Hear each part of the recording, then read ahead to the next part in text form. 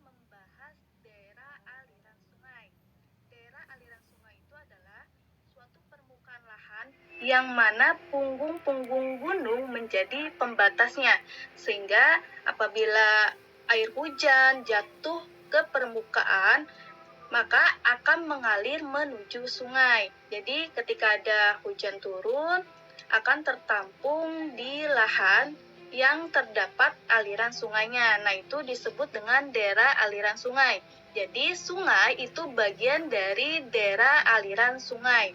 Lalu apa nih bedanya antara sungai dan das? Mari kita bahas. Ingat ya, sungai itu adalah aliran air permukaan yang berbentuk memanjang. Memanjang walaupun nanti ada kelokan-kelokan. Nah, itu sungai. Nah, secara umum, sungai itu terbagi menjadi 3 bagian. Ada bagian hulu, ada bagian tengah, ada bagian hilir. Kalau hulu itu di daerah atas. Nah, kalau tengah itu badan sungainya di tengah-tengah. Kalau hilir itu di bagian ujungnya, dekat dengan laut, yang langsung menuju ke laut. Nah, hulu itu adalah bagian sungai yang terletak di daerah pegunungan. Nah, ini pegunungan, dan biasanya pegunungan itu terdapat mata air. Hulu itu dia alirannya sangat jernih.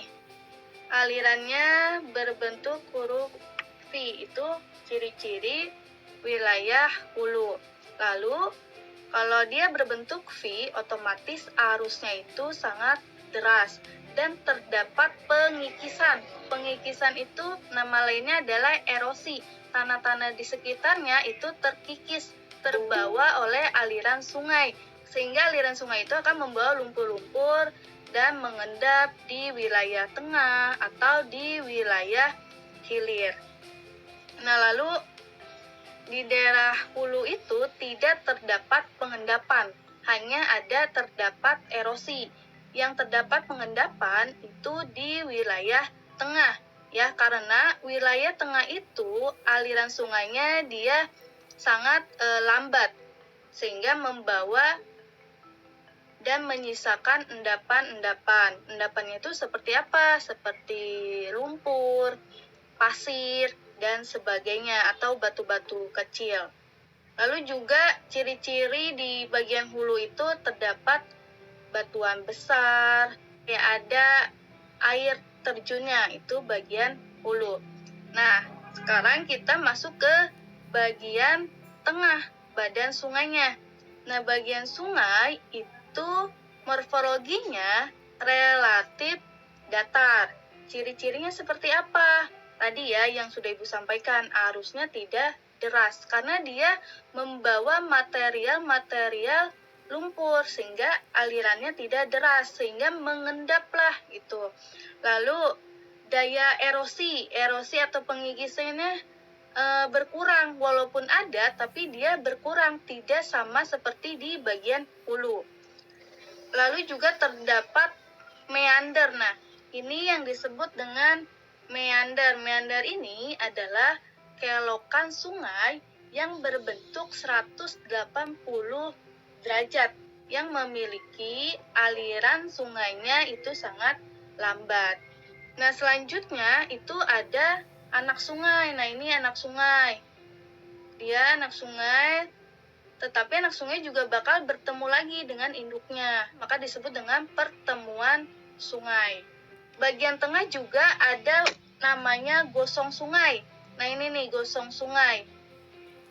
Nah ini dia gosong sungai diakibatkan oleh endapan dari sungai. Endapannya itu bisa berupa lumpur, batu-batuan, batu kerikil, sehingga terbentuklah daratan gitu.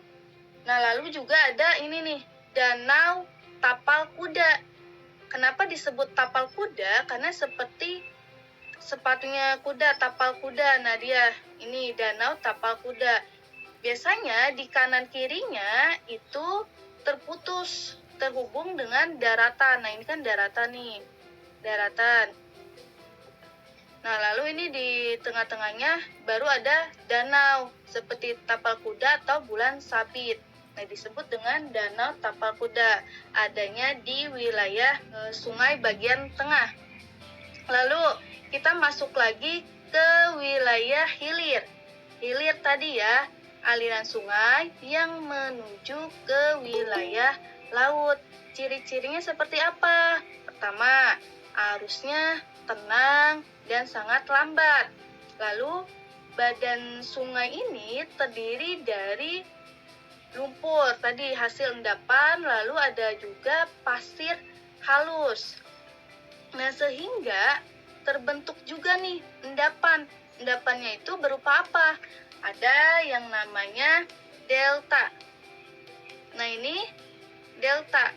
Delta itu endapan sungai yang menghalangi aliran sungai yang menuju ke laut.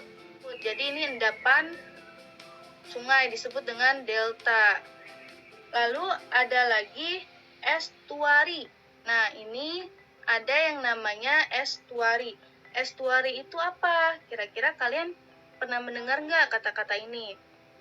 Jadi estuari itu adalah badan air yang setengah tertutup oleh daratan. Nah ini misalkan daratan. Nah, jadi dia itu badan air yang setengah tertutup di wilayah pesisir serta terhubung bebas dengan laut terbuka. Ini laut terbuka. Lalu ada lagi yang disebut dengan kanal. Nah, kanal ini adalah terusan sungai. Terusan sungai ini karena biasa ada kanal buatan. Nah, ini merupakan terusan sungai untuk mengatasi apa? Mengatasi banjir, untuk meminimalkan terjadinya banjir. Lalu ada lagi muara. Nah, arti muara itu ujung ya, atau tempat berakhir.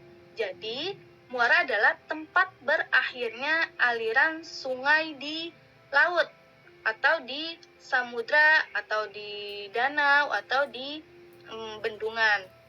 Nah, ini semua tentang bagian sungai. Ada hulu, ada bagian tengah, ada bagian hilir.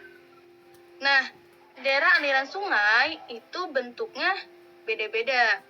Ada yang berbentuk bulu burung, itu dia memanjang. Nah, biasanya debit banjirnya kecil karena waktu tiba air dari anak sungai gitu. Nah, ini kan anak sungai nih. Ini anak sungai, ini induknya. Nah, ini yang induknya. Lalu daerah pengaliran menyebar. Ini daerah pengaliran menyebar. Kalian bisa ya melihat perbedaannya. Menyebar dia seperti ranting pohon. Nah, debit banjirnya itu dia besar dengan konsentrasi di titik-titik pertemuan anak sungainya. Pertemuan ini dan sebagainya. Daerah pengaliran sejajar. Nah, ini dia sejajar. Lalu terbagi lagi. Ada anak sungainya. Kita perlu nih pengelolaan daerah aliran sungai supaya apa? Supaya ekosistem di sekitarnya juga terjaga, supaya kehidupan manusianya juga terpenuhi, karena manusia itu tidak bisa jauh dari air. Air kan kebutuhan pokok yang sangat mutlak untuk kehidupan sehari-hari, lalu untuk pertanian, peternakan juga bisa, dan sebagainya gitu. Jadi perlu adanya pengelolaan. Nah, pengelolaannya itu seperti apa? Pertama itu harus menjaga kondisi hidrologi, menjaga airnya, berarti menjaga daerah hulunya, pegunungan yang di daerah hulu itu jangan sampai dirusak. Supaya apa?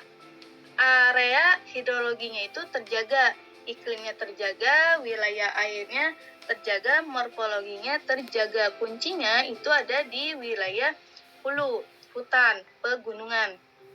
Lalu pengelolaan selanjutnya itu kita harus memaksimalkan atau meningkatkan produktivitas lahan. Lahan di wilayah sungai itu harus kita manfaatkan seperti misalkan pertanian. Nah, kita harus tingkatkan kembali. Caranya seperti apa?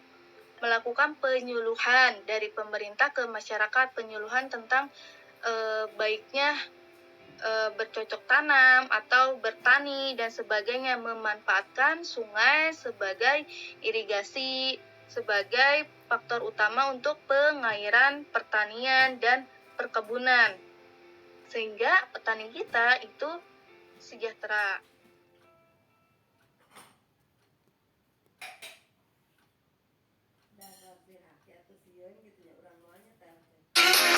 Trips to Puerto Rico, say the word and we go. You can be my flica, girl, I'll be a flico, mamacita. I would never make a promise that I can't